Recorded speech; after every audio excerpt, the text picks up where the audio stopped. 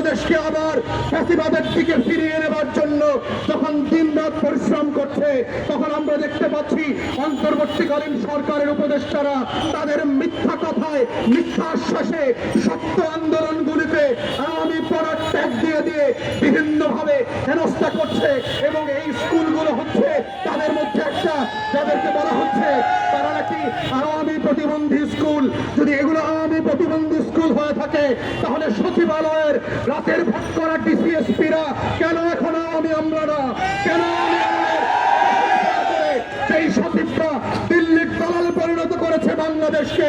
সেই বাংলাদেশের দিল্লির দালালরা কেন এখনো আওয়ামী আমলার ট্যাগ পাচ্ছে না? তাদেরকে কেন শাস্তির মুখোমুখি করা হচ্ছে না? তা আজকে এই জায়গা থেকে আমরা আবার অন্তর্বর্তীকালীন সরকারের রেলেভেন্ট সংশ্লিষ্ট মন্ত্রণালয় এবং যারা দায়িত্ব পালন করছেন তাদেরকে স্মরণ করিয়ে দিতে চাই, এখনো আবু সাইদ মুক্তের রক্তে লেখা দেয়ালে দেয়ালে নতুন বন্দোবস্তের যে আখরের সংকল্প আমরা গত বছর করেছিলাম, সেই রক্তে ভেজা দেয়ালগুলো মুছে যায় নাই। নতুন বন্দোবস্তের আকাঙ্ক্ষাকে আমরা ভুলে যাই নাই। সেই রক্ত করা বাংলাদেশকে আবার নতুন করে গত বছর স্বাধীন করা হয়েছিল, সেই বাংলাদেশ আমরা পরিত্যাগ করি নাই।